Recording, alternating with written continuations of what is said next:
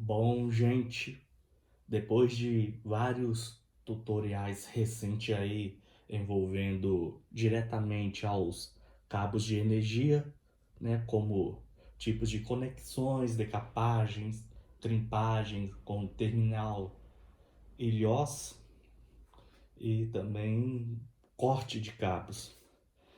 Aí resolvi, em termos práticos neste vídeo, explicar a vocês por que eu não testo, é, porque eu não testo as tomadas de energia e também quadro de distribuições, também aquela caixa de passagem que fica imediatamente abaixo, ou seja, nas saídas, né, dos medidores de energia, né, aquela caixa 4x4 com as lâmpadas eletrônicas, né, LED fluorescente. Aí, ou seja, lâmpadas, essas lâmpadas eletrônicas que tenham componentes eletrônicos aqui, né, capacitor, é, inversor, reatores, tudo mais. O, o teste de lâmpadas, ele que é incandescente, essa aqui, ela é muito. Eu gosto, mas às vezes outras pessoas gostam também. Eu achei ela muito usual em verificar se o problema está no medidor da concessionária de energia, né? Igual eu citei agora mesmo, né? Lá naqueles dois cabos, logo na saída do medidor, lá embaixo, lá onde a gente pode mexer.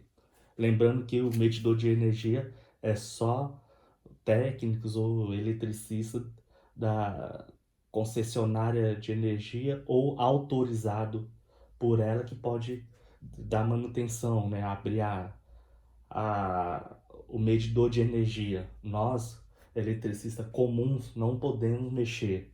Isso, maioria aí já sabe, né? Caso contrário, vai estar fazendo o gato, vai ser rompido, o lacre, violar, burlar. Aí nós podemos mexer só na caixa de passagem em diante, ou seja, lá para a residência. Ou na. Eu gosto de testar essa lâmpada na residência. Tomadas, caixa de conectores, é, quadros de distribuição.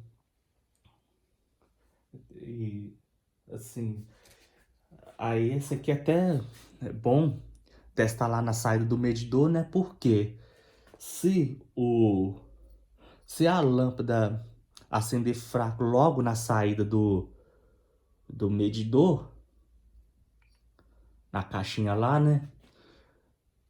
Você faz um recurso lá, cria um recurso lá e testa, por exemplo, com esse recurso aqui, né? Com essas pontas de prova, com esse receptáculo. Se acender fraco lá na saída do medidor, é porque o problema está no próprio medidor de energia ou na concessionária, né? Com relação à subtensão, ou seja, tensões aí abaixo de 112 volts por aí. Depois eu falo sobre isso. Agora, se na saída o medidor, a lâmpada incandescente aqui apresentar o brilho normal, aí o defeito está internamente na residência. Se acender fraco, problema. Se a lâmpada acender fraca, o problema está no medidor para a rua, para fora, né? Na rede pública. Se a lâmpada acender normal, apresentar um brilho normal, aí o problema está internamente aí na residência ou unidades consumidoras. E o que mais que eu posso apresentar para vocês? É, também há a possibilidade de apresentar problema nos conectores, né? Aquelas emendas, conectores oxidados, né? E pode apresentar problema até no próprio receptáculo da lâmpada, na caixa de passagem, né? Ali no teto. Aí eu gosto de testá-las com lâmpadas incandescentes. Em alguns casos, se não tiver como segunda opção, lâmpadas halógenas, né? Essas lâmpadas novas que che, que de alguns anos para cá chegaram no mercado. Lâmpadas halógenas, que é um pouco mais barato, ele é um pouco mais, se comparado aqui com a lâmpada incandescente, ela é um pouco melhor. Se melhor, assim, mais, que eu falo, mais potente, né? A relação entre incandescente e halógena. Só que eu, particularmente, eu prefiro usar a lâmpada incandescente pelo fato de acender apenas o filamento de tungstênio, o filamento que tem aqui de tungstênio, né? E que não tem, que ela não tem ajuda de outras composições internas na lâmpada. Mas eu devo alertar que para este método de teste eu preciso de absoluta certeza, isso é importante, tá, gente? Absoluta certeza de qual é a tensão apresentada sobre o circuito, né? Qual que é a tensão apresentada na tomada, se é 127, se é 220, no caso aqui em Minas, né? Mais pra frente do vídeo eu falarei o porquê disso. Essa lâmpada aqui, ela é de 25 watts, 127 volts. 25 watts, 127 volts. Mas você pode testar tomadas também com lâmpadas incandescentes de 60, 100 watts, 127 ou 220 volts. Lembrando que você tem que saber, ter a certeza da tensão apresentada na tomada, né? Para ver qual lâmpada que vai usar, se é 127, se é a lâmpada 220. Eu sei que não acha mais lâmpadas incandescentes em supermercados, mercearia, talvez não ache em depósito também, né? Mas ainda elas estão disponíveis lá no site, né? Do Mercado Livre. E nessas grandes lojas de elétrica, né? Que é conhecido agora estão vendendo lâmpada incandescente por filamento reforçado. Filamento reforçado. Eu vou ter que explicar o motivo de não usar as lâmpadas eletrônicas para fazer o teste e ao mesmo tempo vou dar uma pincelada, né, no funcionamento destes principais tipos de lâmpadas usados na casa, nesses caras aqui, nesses dois modelos. Logo, logo o vídeo vai ficar um pouco longo, né? Ok, pessoal, o vídeo vai ficar um pouco longo. Já tá aí no instante 9 minutos de vídeo, aí vai ficar um pouquinho longo. Se vocês quiserem aprender um pouquinho mais aí vem comigo aqui. Venham comigo. Como eu falei, eu não gosto de testar tomadas e quadro com lâmpadas eletrônicas porque a carga delas são capacitivas, né? Possui componentes eletrônicos que são capazes de manter o seu fluxo luminoso, mesmo diminuindo um pouco a tensão. Ela mantém o fluxo luminoso, mesmo com subtensão um pouquinho abaixo, né? Desta forma, não acusando o problema na tomada, né, em função disso, ou seja, essas lâmpadas não acusam a subtensão nas tomadas. Subtensão nas tomadas é porque pode queimar um aparelho mais rápido, um aparelho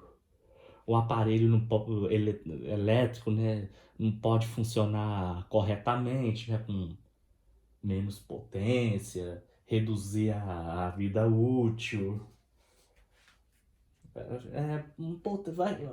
Vai ficar um pouco abaixo, né, do trabalho normal, da potência normal realizado. Falo isso porque na lâmpada fluorescente, ela tem um reator que porta como um transformador elevador, fazendo com que a lâmpada fique acesa, né, mesmo com a tensão um pouco abaixo do normal. Quando se liga na tomada, né, quando se faz o teste na tomada. Lembrando que as tensões aqui das lâmpadas eletrônicas também tem que estar compatível com a tensão da tomada, né? Ou 127 ou 220. No caso, falando novamente, aqui para Minas, que tem lugares aí que a tensão mínima é 220, né? Bahia, Brasília, por exemplo. Como a lâmpada LED não dá para testar a tomada, né? Por causa da seguinte forma, né? A lâmpada LED. Com a lâmpada LED não dá porque ela é composta de um drive, né? Inversor multiplicador, né? Que converte, né, a tensão CA, corrente alternada, né, em tensão CC, contínua, pois os diodos LEDs funcionam com tensão contínua. Desta forma, o circuito eletrônico ajusta a tensão para a tensão contínua, né, que é necessário para o funcionamento da lâmpada. Por isso, o seu brilho fica praticamente normal. A atenuação de brilho fica imperceptível com aos nossos olhos. Mesmo com a tensão um pouco abaixo lá na tomada, mesmo assim, mesmo com a tensão abaixo, né, o brilho fica normal da lâmpada LED. Os drives proporcionam controle das grandezas envolvido no acionamento das lâmpadas LED, disponibilizando tensões e corrente dentro dos limites especificados pelo fabricante, desta forma assegurando o funcionamento adequado das mesmas. Pode-se dizer que estes circuitos funcionam como reatores eletrônicos, né? Eletrônicos, e para as lâmpadas fluorescentes, no entanto, né? Pode ser que um instantinho.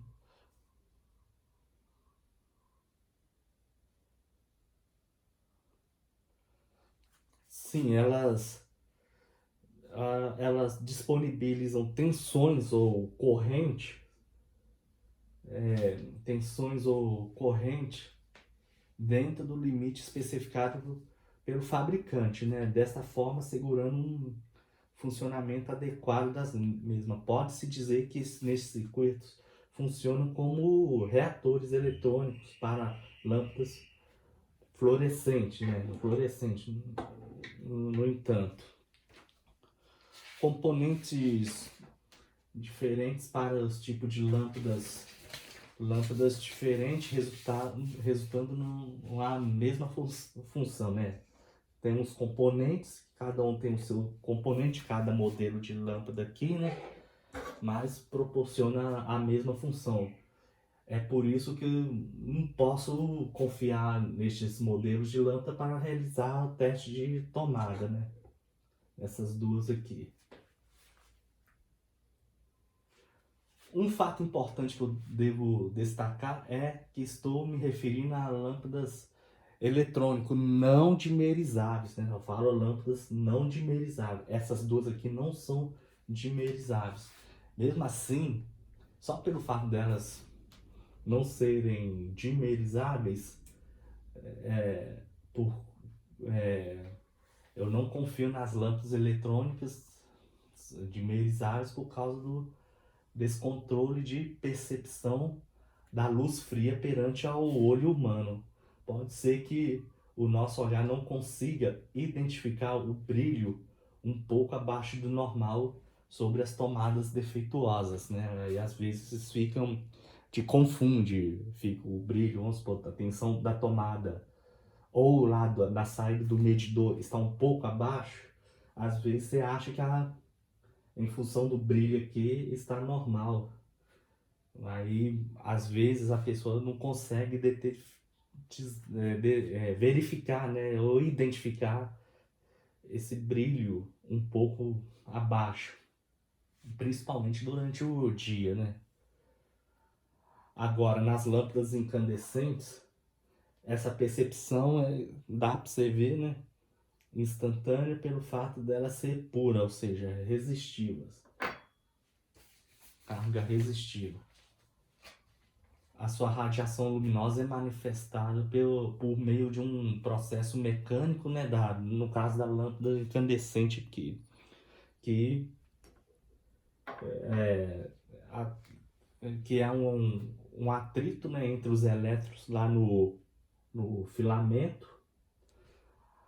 Aí há também muita perda por causa do seu efeito Joule, perda por calor, efeito Joule, calor. Mas a atenuação do brilho fica facilmente perceptível ao olho humano. Lembrando que o filamento é de tungstênio, ou seja, mas quando se for testar, faz uma sombra, teste ah, se for de dia, né? Aí ficaria melhor se fizesse uma sombra para analisar o brilho da lâmpada aqui, né, incandescente. E por isso que eu gosto, né, de usar o modelo de lâmpadas para teste de tensões tomadas, quadro de distribuições, receptáculos, saída do medidor de energia e etc.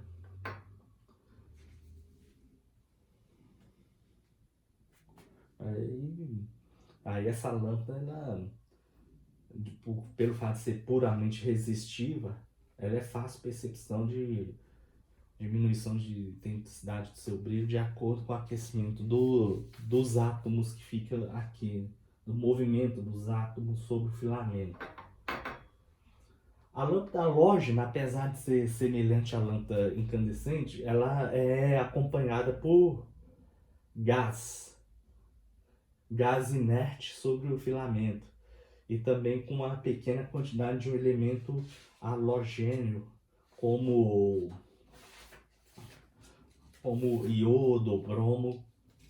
Aí eu fico um pouco de receio em fazer o teste de tomadas e semelhantes, pois apesar de ser muito a halógena, lâmpada halógena ser muito semelhante à lâmpada incandescente, ela não é pura igual a mesma aqui, né? Igual essa lâmpada, porque vem acompanhada de um gás, a lâmpada halógena. Não confio muito não. Mas até que o momento ela não tem o devido, não tem assim, devido nada para a lâmpada incandescente com propósito de teste não. Só quando não tiver a lâmpada incandescente que eu uso lá a lâmpada halógena para testar. Reforçando que a lâmpada incandescente, né, de filamento reforçado pode ser encontrado na internet em lojas elétricas de grande porte, tá, pessoal? Se vocês quiserem fazer um teste aí, é só comprar nesses lugares aí, Mercado Livre.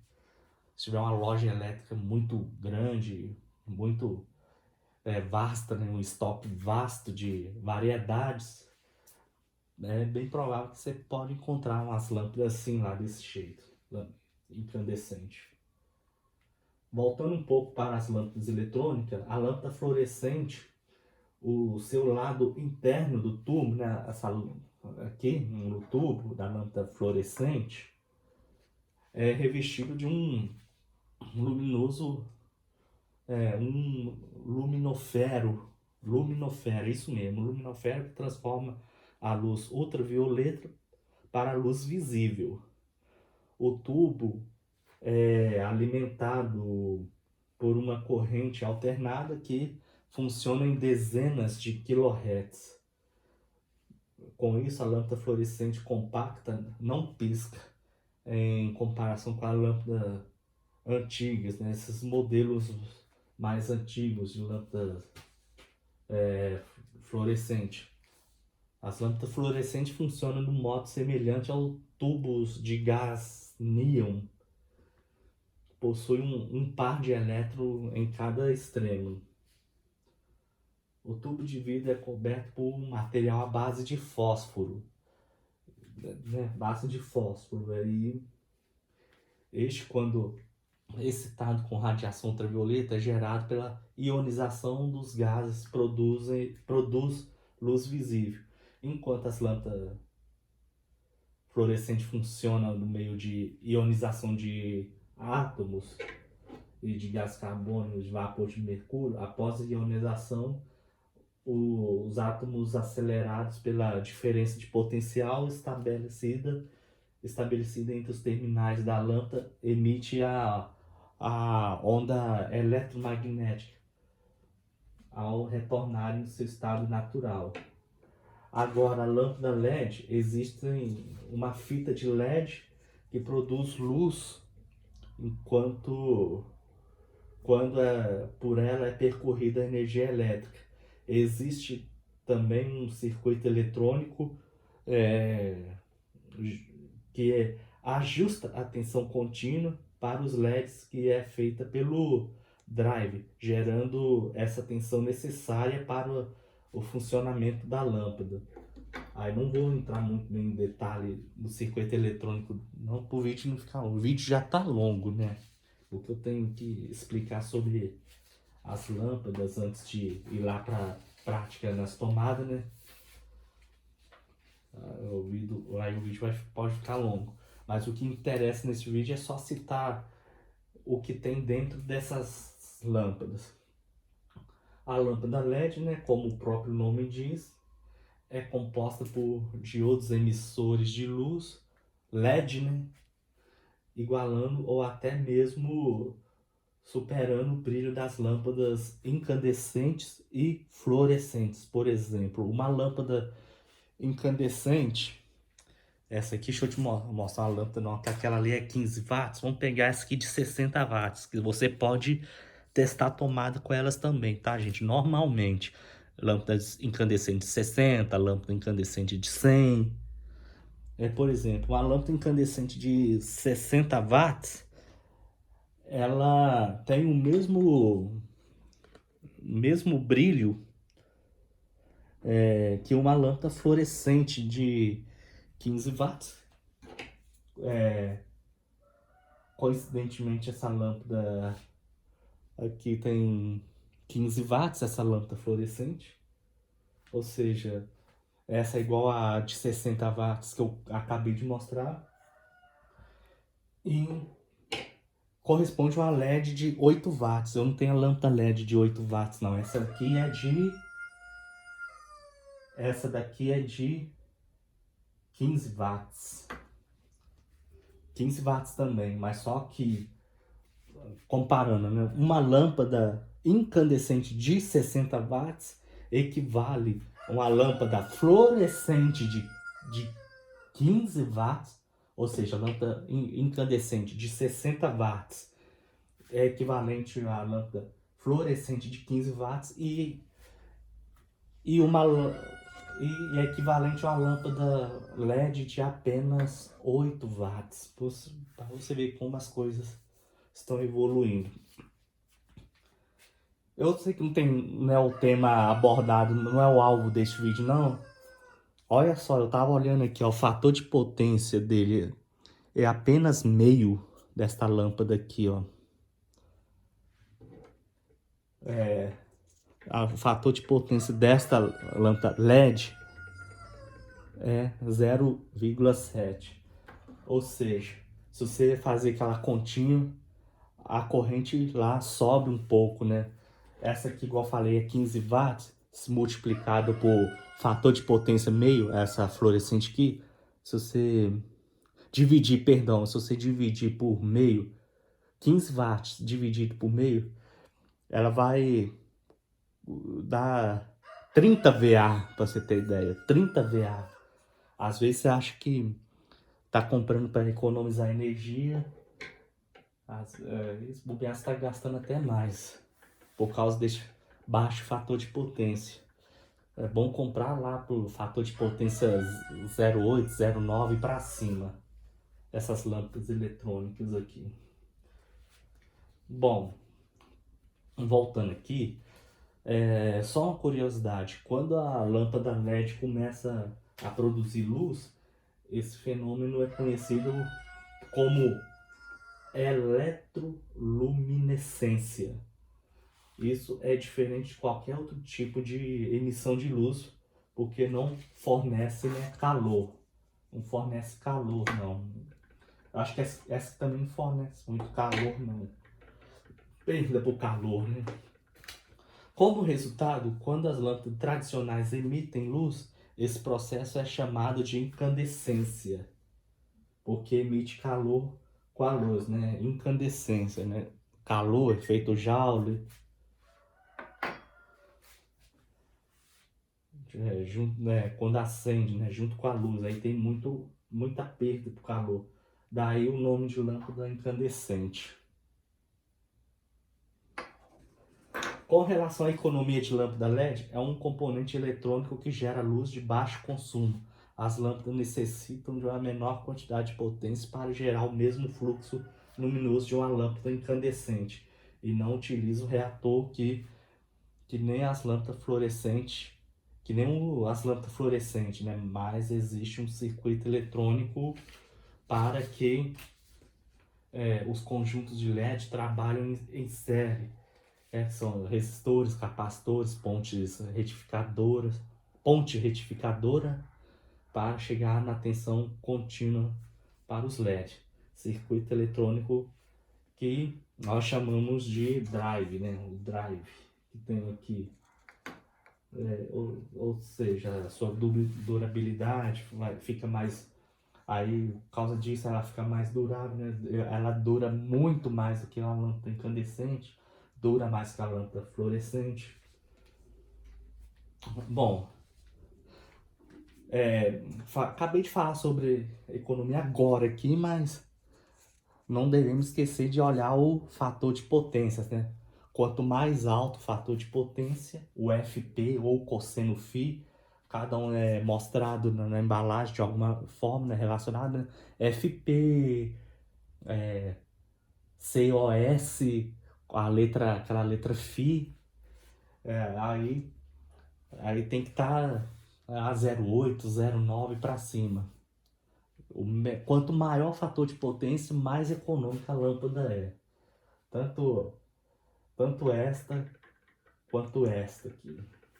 Tanto faz ambos os modelos. Quanto maior o fator de potência, melhor. Tem que deixar claro assim, não vou esconder essas situações não. Então compre lâmpada com alto fator de potência. 0,9. Aí sim você vai economizar energia. Também influencia muito, né? Vamos supor, às vezes você num cômodo lá, você precisa de 20 lâmpadas, aí é que você vai precisar de uma lâmpada com um fator de potência alto mesmo. Se você comprar 20 lâmpadas com fator de potência 0,5, 0,6, que é baixo, você vai estar praticamente dobrando a potência da lâmpada em VA, né? Aquela potência reativa. Aí você vai estar gastando praticamente o dobro, né, da energia. Não, tem que ser sincero, não posso passar essas informações falando que é econômico, não. Depende do fator de potência. Certinho, pessoal? Há uma dica aí de ouro para vocês. é, falamos bastante sobre as lâmpadas, né? Falamos demais sobre as lâmpadas. Aí, importantíssimo, isso aqui é importantíssimo. Antes de fazer o teste com a lâmpada incandescente, devemos ter a certeza da tensão apresentada na tomada da residência. Tem que ter certeza. Se a tomada é 127 ou se a tomada é 220, pois se a lâmpada testada na tomada for 127, que é o caso dessa lâmpada aqui, e a tomada for 220, você corre um sério risco de queimar ou até mesmo estourar. Tome muito cuidado com isso quando você for fazer o teste. O que que você faz? Assim, eu vou dar uma dica, essa dica importante, né? Aí você usa as lâmpadas incandescentes de duas tensões, uma de 127 e a outra de 220. Leva consigo na sua maletinha, na sua bolsa, uma lâmpada 127 e a outra 220, né? Um incandescente, com as duas tensões juntas. Vá até a saída do medidor, lá na caixinha instalada abaixo do medidor, né? Que eu já falei no início do vídeo. Aquela caixa lá é 4x4 e verifique se o medidor é monofásico ou bifásico. Para começo, né? Se chega lá duas fases, um neutro e um terra, ou duas fases e um neutro, depende aí de como é montado o padrão, medidor de energia. Teste lá nos fios, nos cabos, faz sei lá, tira a fita isolante, descasca um pouquinho, faz um recurso lá e teste com a lâmpada de 220 primeiro. Primeiro você tem que usar a lâmpada 220, tá, gente? Se acender muito fraca essa lâmpada de 127, se a lâmpada de 220 volts incandescente acender muito fraco, mais ou menos é a metade do brilho normal, use a lâmpada incandescente 127 volts. Isso já serve, já tem uma base para saber se o problema é no medidor de energia da concessionária, né? Ou se o problema é na casa, igual eu já falei no início do vídeo. Se a lâmpada apresentar o brilho normal, na saída do padrão do medidor de energia, é que o problema pode estar na residência para dentro. Já falei isso lá no início deste vídeo. Se acender normal, então o problema é dentro da residência, igual eu já falei. Aí você, como opção, pode solicitar o proprietário uma conta de energia, né, também, né, para saber a tensão. Isso é referente para saber a tensão. Solicitar o proprietário ou cliente uma conta de energia para verificar as faixas de tensão. As faixas de tensão naquela residência. Confirma se ela é na conta lá de energia, se a tensão é 127 volts ou 220. Também tem essa opção também. Pergunte ao proprietário a tensão da tomada com um defeito, mas não é muito bom confiar no proprietário ou no cliente, não. Posiciona a lâmpada de 220 primeiro na tomada aqui, ó, com esse teste aqui, ó. Posicione a lâmpada de 220 primeiro na tomada. Aqui, na tomada. Isso aqui está simulando uma tomada. Posiciona 220 primeiro. Tem nada aqui por enquanto não. Você posiciona a lâmpada de 220.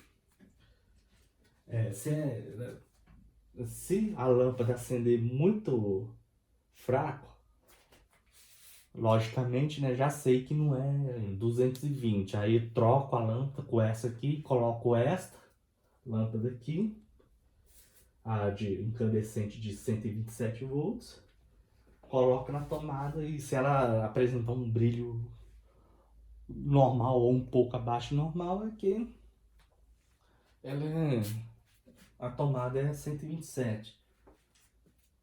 É uma dica interessante que eu estou transmitindo a vocês. Você pode também ir lá no quadro de distribuição, se tiver, né? Caso tenha quadro de distribuição, olha para os disjuntores de proteção, né? Caso tiver no quadro, se a residência tiver o quadro de distribuição, e verifique se o disjuntor do circuito com defeito é unipolar ou bipolar. Utilize a lâmpada também, né? A mesma forma lá, né? 200, a lâmpada incandescente 220 primeiro, aí depois a 127 primeiro, para saber se o problema está no disjuntor ou até mesmo no IDR, né? Que é interruptor residencial diferencial. Pode dar defeito também lá no IDR. Isso é muito raro, tá, gente, acontecer, mas pode acontecer. É sujeito a acontecer. É muito difícil um disjuntor dar problema. Eu até agora só peguei um caso ao longo desses 7 anos que eu mexo com instalações residenciais. Só uma vez que o disjuntor deu problema. Mas pode dar. Não confie. Teste tudo, todos os componentes. Ok? Eu vou falar aqui um pouco, isso é uma dica muito legal. As faixas de tensões toleráveis são para 127, tá? O mínimo, o aceitável, o mínimo é 116 volts, tensão alternada. O máximo é 133 volts. Isso para 127 volts, tá? Mínimo de 116 volts, máximo de 133 volts. 133 volts é o máximo para 127. Agora vamos para a tensão 220 volts. O mínimo para a tensão 220 volts, o mínimo é 201. O máximo permitido, máximo para a tensão 220 é 231 volts. 231 volts. Essas são as faixas de tensões aceitáveis, né? Toleráveis. Se for para o caso 220, o mínimo é 201 e o máximo é 231 volts. Tensão alternada, tá, gente? Sempre tensão alternada. Esses valores referentes a, por exemplo, concessionárias da CEMIG, aqui em Minas. As tomadas com subtensão ou até mesmo sobretensão, né? Ou seja, um pouquinho a mais, né? Tensão um pouquinho acima, pode apresentar em queima ou mau funcionamento dos aparelhos e na diminuição da vida útil do equipamento. Eu já comentei isso um pouco, já citei, né, lá para trás, queima ou mau funcionamento desses aparelhos. Só se a tensão tiver muito, logicamente, vai queimar. Isso é evidente. Se a tensão tiver assim acima, razoavelmente para cima da tensão de trabalho. Se a tensão estiver abaixo, é o mau funcionamento, diminuição de vida útil dos equipamentos. Se a tensão estiver acima do permitido, né, logicamente vai diminuir drasticamente, né, a vida útil do aparelho também, né, se estiver acima da tensão normal. Então, agora nós vamos falar um pouco sobre as tomadas. Que tomadas mais vale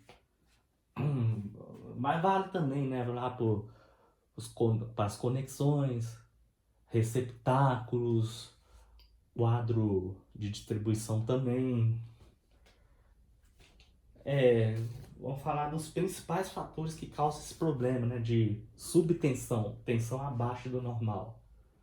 Mau contato e oxidação intensa nos terminais né, da tomada aqui dentro. Aqui, lembrando que aqui tá simulando uma tomada, tá, gente? Esse Benjamin aqui, ou T. Ou até mesmo, né, no IDR também, né? Você pode, isso também pode incluir também o IDR, que faz parte do circuito lá da tomada, disjuntor IDR. Condutores ou condutor mal conectado na tomada, né? Está relacionado ao mau contato também. Além da oxidação, pode ter o mau contato. Apesar, gente, o mau contato, apesar da força de concentração de corrente naquele simule um mau contato, a, assim, eu fiz um teste aqui, né, simulando mau contato, quer dizer, fora do vídeo. Aí a mesma prestou a tensão normal, a lâmpada incandescente acendeu normal, só romper. Aí, no caso, como tem um mau contato assim, com filamento, peguei um filete de um condutor apenas, aí a única coisa que eu acho que vai acontecer é que o mau contato, um filamento, se ligar um equipamento mais potente na tomada, vai romper por causa do excesso de corrente. Só isso. É muito difícil, pelo que o estudo que eu fiz, é muito difícil dar problema por mau contato quando você acender a lâmpada. A lâmpada continua a acender normalmente com esse mau contato que eu provoquei. Mau contato mesmo, só dando uma encostada, uma emenda assim, mal feita, uma emenda básica. Básica não, né? Uma encostadinha apenas, fraca, aí a lâmpada acendeu normal. Então pode ser difícil de dar subtensão por causa de mau contato, mas pode ser que sim, pode ser que não. E lembrando, gente, o mau contato se você ligar uma carga, né? É lógico que gera aquecimento ali, né? Naquele ponto, né? Naquele contato mal feito e aquecer aquele ponto, gastar mais energia por causa força muita corrente, né? É como se tivesse um ponto de trabalho ali secundário, né? Um trabalho de aquecimento ali naquele mau contato feito e gera o aquecimento e ao longo prazo aí vai oxidar e talvez até rompa, né? Ao longo prazo. Então, mau contato faz você gastar mais energia, porque por causa do acúmulo de elétrons naquele ponto. Ou seja, no mau contato, né, se eu utilizar uma carga com capacidade acima da tomada a médio e longo prazo, a sobrecarga da tomada é devido à utilização daqueles famosos Benjamin aqui, né? Também isso gera até um mau contato. Mas quando você vai fazer o teste, a lâmpada acende normal. Não, acho meio difícil dar subtensão por causa de mau contato.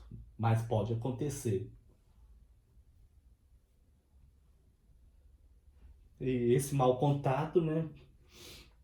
Por causa do aquecimento no T, no caso aqui, por exemplo, no T ou no PVC da tomada, ao longo prazo, pelo aquecimento vai derreter. Vai gerar calor, né? Aquecimento vai derreter. Se você ligar uma carga, dependendo da potência da carga que você for ligar, por muito tempo, vai derreter por causa desse mau contato. Por isso que é muito importante você fazer uma emenda, conectar uma tomada, instalar a tomada e se apertar bem, para evitar um mau contato.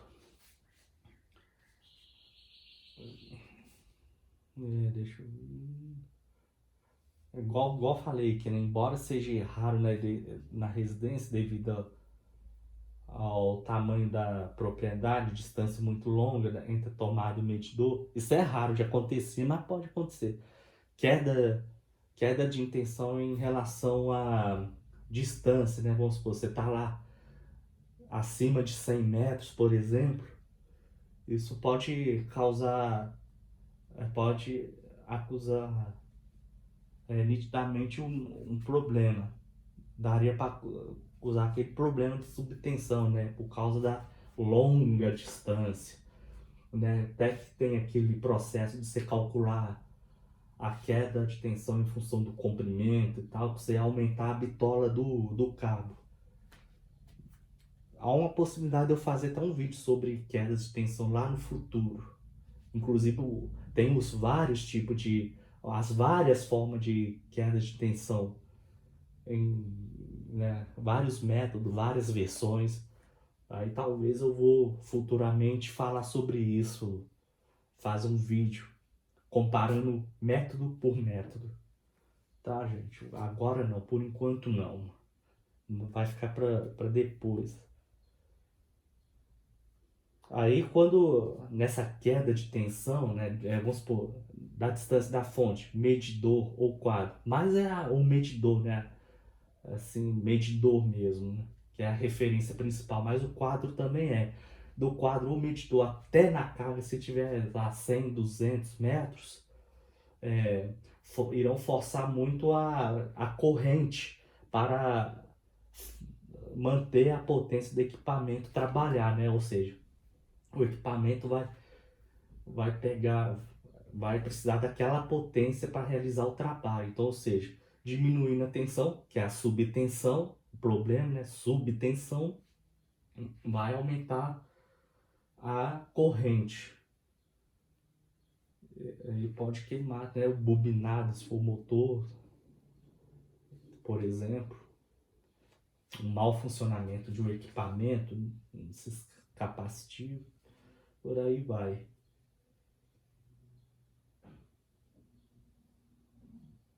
Porque essas cargas forçam muito a corrente. Bom, falei muito sobre, já falei sobre o mau contato, né? Subtensão por mau contato, que é meio difícil disso acontecer, mas acontece. Subtensão por longa distância, instalações elétricas de longa distância. A incandescente em longas distâncias vai diminuir o brilho, né? Não tem nada aqui para manter o contato, para que força o contato, ou seja, o filamento vai acender fraco. Se tiver com subtensão ao longo da distância, certo? Aí não vai ter nada aqui para forçar a corrente para manter o brilho. Isso vale para carga indutiva também. Então eu já citei subtensão pela distância, subtensão por mau contato. Agora nós vamos lá no problema de fiação. Subtensão também é causado por problema de fiação, como um curto-circuito nos fios, né? Um fio cruzado e semelhante pode ser um condutor de quase se rompendo ou até mesmo cabo rompido. Tem que tomar muito cuidado que se for condutor neutro interrompido, dependendo na carga indutiva ou resistível ligado no mesmo circuito da tomada 127, ela fica muito próxima de 220. Aí no caso já é a sobretensão, né? Isso se a residência for 220, logicamente. Ou até mesmo trifásico, logicamente, né? Se a residência for, essa situação só é válida se a residência for 220. Há vídeos de outro canal informando, né, o que ocorre com o neutro, por exemplo, se for rompido. Portanto, não vou aprofundar muito não, tem muitos canais bons aí explicando sobre neutro interrompido, o que pode acontecer com a tensão. Vamos para outra causa, emenda mal feita ou muito mal feita, né? Já até falei sobre emenda, mas um pouquinho, logo a pouco. Emenda mal feita envolvendo o circuito da tomada defeituosa, os condutores que alimentam essa tomada têm que está com boa conexão, bem aderente, igual eu já falei, né? Bem, um contato, uma emenda bem feita, um contato muito, contato muito aderente, né? Um sobre o outro, no ato lá na emenda. É lógico que não pretende, não pode estar bem fixo, né? A fase com neutro, né? Eu falo, ó, emendar fase com fase, neutro com neutro. Fase um com fase um, fase 2 com fase 2 e neutro com neutro. A corrosão, o outro problema causado pela subtensão é a corrosão que pode estar nos terminais dentro do disjuntor, nas emendas ou até mesmo nos terminais da tomada. Corrosão, oxidação, já comentei, né? Ferrugem, oxidação, corrosão, tudo é um sinônimo, né? E isso cria uma resistência elevada sobre o terminal, ou seja, tomada. Vale também para essa corrosão, vale também disjuntor, IDR, receptáculo, conectores, beleza? É por isso que é bom, né? Tá protegido, né? Das influências externas. Por exemplo, umidade, umidade, né? Vamos supor, se tiver propício aí a umidade, por exemplo, né? O que você deve fazer? Passar uma fita autofusão e depois passar uma fita isolante por cima. E disjuntores, IDR, receptáculo, extremamente protegido contra o, o ambiente externo, né? Influências do ambiente externo. O ideal é que esteja interno. Aí no caso das emendas, se não tiver como, né? Se a emenda tiver num ambiente externo, você tem que passar a fita autofusão e depois uma fita isolante, ok? Bom, esses são os principais fatores que influenciam no problema com a tomada e componentes semelhantes. A lâmpada incandescente acusa perfeitamente esses problemas apresentados nas tomadas. Já as lâmpadas eletrônicas não, principalmente as lâmpadas eletrônicas não dimerizáveis. Já falei isso muitas vezes.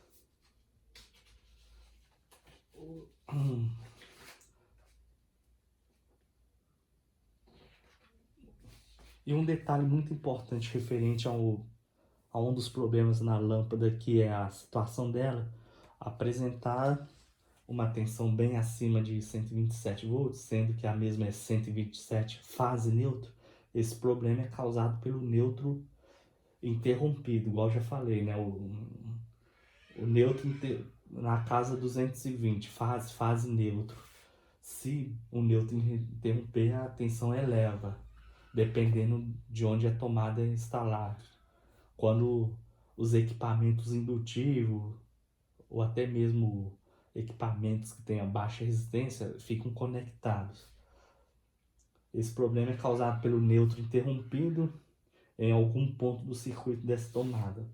Lembrando que esse problema existe em casas, estabelecimento cuja tensão é de 220 bifásico com o neutro, ou até mesmo 220 volts trifásico também com o neutro. O tipo de identificação é realizado da seguinte forma: ouvir o cliente. Você vai conversar com o seu cliente, né? O que houve a queima de um aparelho ou equipamento naquela tomada 127, fase neutro, né? Sendo que o equipamento funcionava com 127, ou seja, o equipamento é 127, é ligado na tomada 127. De repente queimou. Você vai, as lâmpadas entrando em ação de novo. Primeiro você vai levar, você vai pegar uma lâmpada incandescente 220 volts e verificar se a tomada vai apresentar um brilho normal ou próxima do normal. Lâmpada 220, tá, gente? 220, não é 127 não.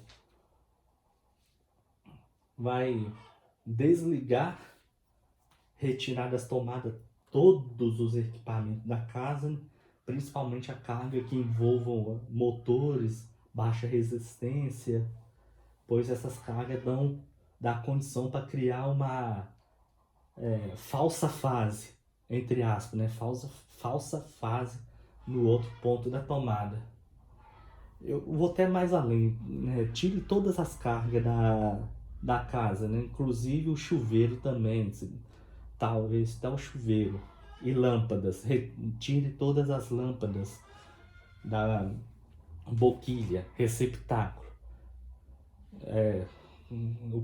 Caso o problema persista, ou seja, continue. Né? Aí volte a verificar, volte lá na lâmpada. Lâmpada 220, pode ser 220 mesmo. Essa aqui, 220. Uma lâmpada incandescente 220. Se a mesma não acender, é porque houve a interrupção do neutro em algum ponto da casa ou residência. Logo, haverá a necessidade de você refazer o circuito onde o neutro foi interrompido e colocar uma proteção adequada, né? Disjuntor, condutor de proteção, se possível. Se possível, o IDR, pelo menos um disjuntor. O ideal, mas se não tiver como, seria bom instalar pelo menos um disjuntor com uma corrente adequada para aquele circuito.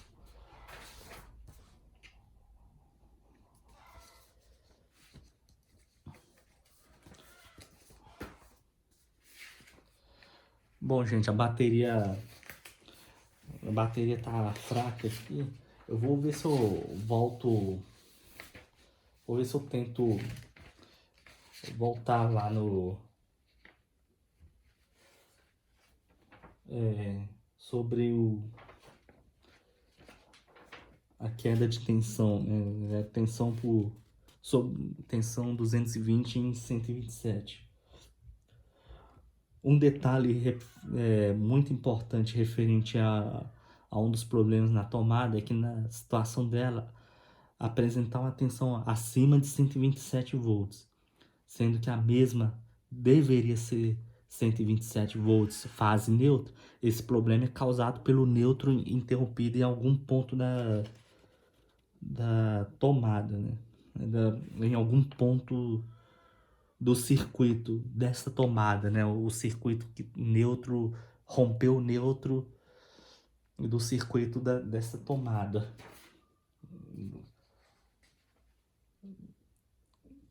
Em algum ponto, né? Da tomada, do circuito lá onde está relacionada a tomada com problema. Lembrando que esse problema existe em casas ou estabelecimento cuja sua tensão é 220 volts bifásico com neutro ou até mesmo 220 volts trifásico com neutro. O tipo de identificação... Não, perdão, vamos lá.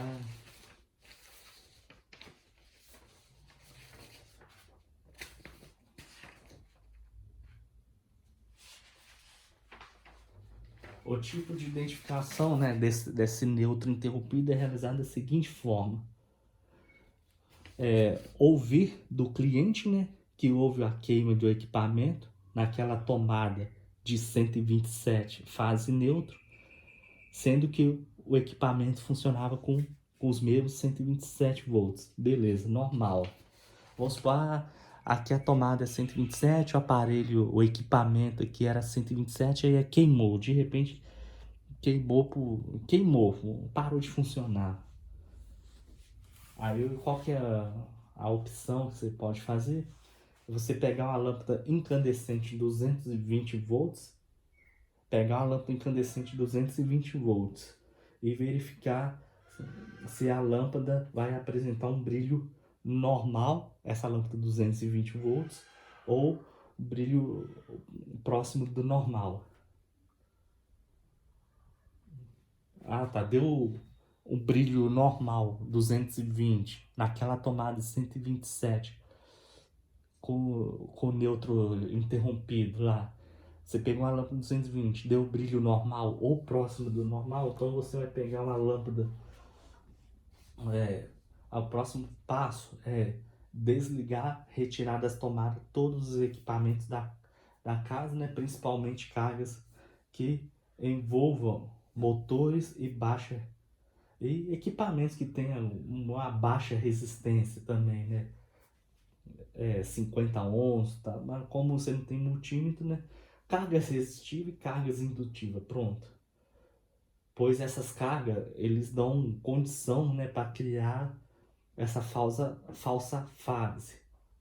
Fase fantasma, falsa fase, a fase que ficou no lugar do neutro, no outro ponto da tomada, onde deveria ser o neutro, virou uma falsa fase.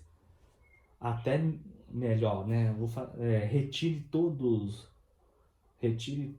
todas as cargas da casa. Mesmo, tudo mesmo, né? Inclusive chuveiro, lâmpadas. Aí, caso o problema persista, né? Ou continue. O ideal é tirar todas as cargas das tomadas e desligar até o chuveiro também. Aí depois você vai voltar a verificar. É, com a lâmpada 220 mesmo, pode ser a 220 mesmo, né? Se a mesma lâmpada não acender nada, é porque houve a interrupção do neutro em algum ponto da casa, ou seja, vai ter só com uma fase lá de um lado e do outro lado um neutro interrompido, ok? Logo haverá a necessidade de refazer o circuito onde o neutro foi interrompido e colocar uma proteção adequada, disjuntor, condutor de proteção, se possível, IDR, se for, o ideal é com IDR também, mas se não tiver jeito, né? Se caso não tiver jeito, seria bom instalar pelo menos um disjuntor com a corrente adequada para aquele condutor, para aquele circuito. O ideal é pôr o disjuntor, né? Seguindo a norma, naqueles disjuntores, né? O circuito da cozinha, circuito da tomada, circuito de iluminação, mas tomada desde que seja até 16 amperes no máximo, conforme fala a norma. Isso é o ideal, mas se não tiver, uso pelo menos um disjuntor para proteger, separar pelo menos o chuveiro das tomadas, tomada com iluminação. Não tá na norma não, mas já é alguma coisa, pelo menos algo provisório. E aqui vou explicar rapidamente sobre o neutro interrompido. Falei que não ia explicar no causa dos vídeos, mas vou dar uma pincelada aqui e ver o que eu posso fazer. Aqui são as tomadas, 127 volts. Fiz aqui um diagrama funcional, né? Diagrama funcional. Aqui é a fase 1, fase 2, neutro. Com a corrente, com a tensão da resistência lá, né? 220 volts. Aqui é uma carga com bobina, né? Por exemplo, uma geladeira. Vamos supor que a carga seja 7 a 10 ohms. Normal, isso é o normal, tá? Até o momento. Tomadas em paralelo aqui. Paralelo, logicamente, é claro, é evidente. Aqui está seria ligado a uma televisão. Aqui, geladeira, televisão ou um rádio. Tem uma TVzinha lá na cozinha ou na copa do lado da geladeira.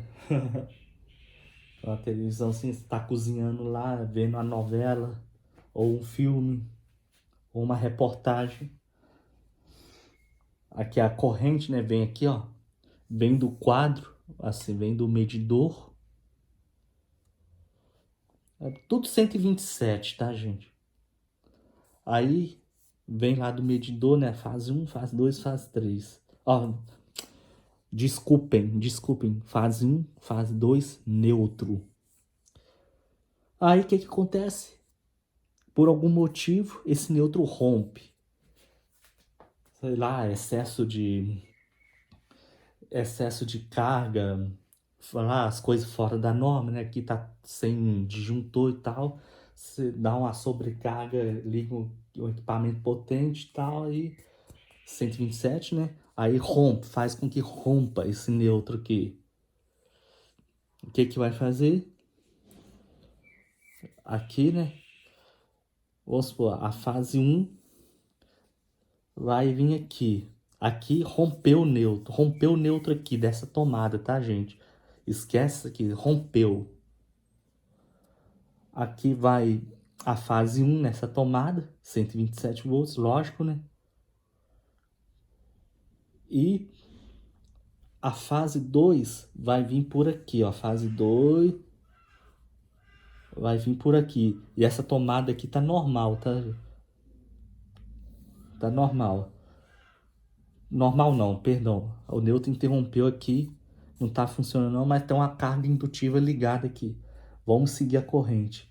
Vou analisar isso aqui agora. A fase 1 chega direto aqui. A fase 2 agora vai vir aqui, vem aqui, normal. Tem a carga que a corrente vai passar aqui por essa bobina da geladeira. Vai vir aqui, vai passar aqui, aí daqui por diante já é uma falsa fase. Vamos chamar de fase 2 linha. Fase fantasma, falsa fase. Aí já começa por aqui. Aí vai passar aqui, aqui vai virar 220, onde está ligada a televisão. 127. Ou seja, com esse problema neutro interrompido aqui, vai ser uma fase 1 normal, né? Fase 1 normal, na direita aqui. A fase é sempre na direita das tomadas. E aqui vai ter porque a corrente vai passar aqui direto, vai criar uma falsa fase aqui, e aqui vai ser 220. E aí? E aqui virou 220 volts, ou próximo, né? 200 volts, 180 volts, dependendo da resistência aqui, da carga indutiva, da geladeira. Aqui, como o neutro interrompeu aqui, a fonte está aqui, né? A fonte. Como o neutro interrompeu aqui, essa fase que essa tomada que vai estar funcionando normal, 127 volts, porque tá antes do rompimento do neutro aqui. Aqui vai estar 127 volts. Fase e neutro. Fase direita, neutro esquerda. Aterramento em cima, mas como eu tô só explicando aqui, não entrei em detalhe da terra não, mas é bom ter o aterramento. Aterramento, né? Seria interessante pôr aterramento. A tomada estão sem aterramento.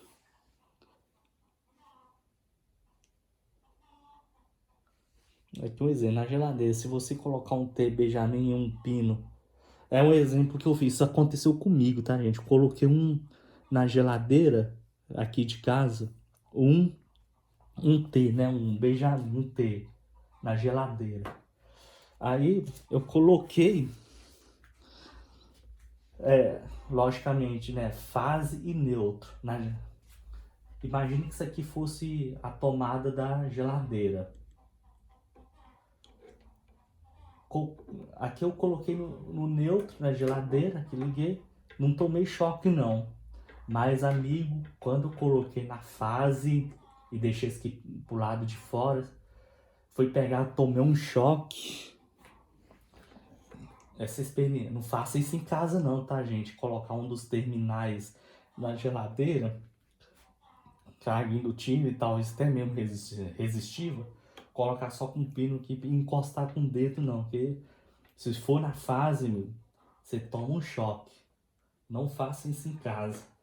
Por quê? Porque a fase passa, porque a fase passa por essa bobina aqui que é baixa resistência, e como não tem nenhuma referência, como perde a referência de fase, né? Aí, aí a fase vira uma fase fantasma, né? Ou seja, como se fosse você tivesse pego num fio mesmo, porque a fase perde a referência de neutro quando fica um pino sobrando. Aí foi isso que aconteceu comigo. Ok? Ô, gente, o vídeo tá muito longo. Eu vou deixar a prática pro outro vídeo, ok?